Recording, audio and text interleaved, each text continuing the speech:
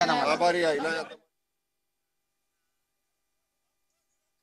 खासदार सुनील तटकरे आपल्या बरोबर आहेत। तटकरे सर, एकंदरीतच विक्रमी बहुमत तुम्हाला मिळालेलं आहे आणि आज संपूर्ण आनंदात तुमचे सगळे आमदार विधिमंडळात पोहोचले। आज आमचे आणि महायुतीचे राष्ट्रवादी काँग्रेस पक्षाचे आणि महायुतीचे आमदार प्रचंड प्रमाणावरती त्या ठिकाणी बहुमत घेऊन चांगल्या फरकाने त्या ठिकाणी ते आलेले आहेत। आम्हाला सर्वांना त्या गोष्टीचा आनंद आणि अभिमान आहे की महाराष्ट्रातल्या जनतेने एक अभूतपूर्व असं यश महाराष्ट्र राज्य स्थापन झाल्यापासून पहिल्यांदाच इतक्या मोठ्या प्रमाणावरती त्या ठिकाणी आम्हाला दिलेला आहे।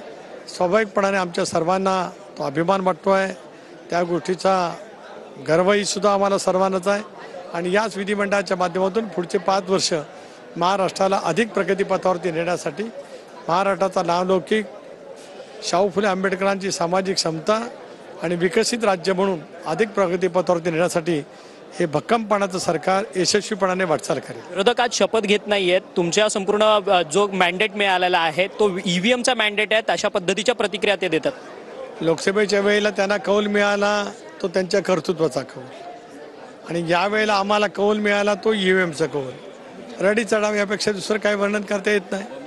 सातत्याने विरोधक जे आहेत ते अजित पवारांना टार्गेट करताना पाहायला मिळतात। काल अजित पवारांची प्रॉपर्टी रिलीज झाली, त्याच्यावरतून पण विरोधक म्हणतात की अजित पवार भाजप बरोबर आहेत म्हणून अशा पद्धतीचं मॅन्डेट त्यांना सातत्याने मिळतं। या विरोधकांच्या विचाराची मला कीव कराशी वाटते। ज्या संविधानाच्या बाबतीमध्ये ते सतत बोलत आले त्या संविधानाच्या अंतर्गतच न्यायव्यवस्था आहे आणि ह्या न्यायव्यवस्थेने दिलेला निकाल आहे।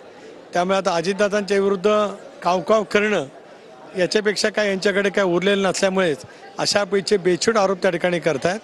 परंतु आज हे जे काय आमचं नेतृत्व आहे हे नेतृत्व जनतेने आपण या ठिकाणी बातचीत करणार आहोत।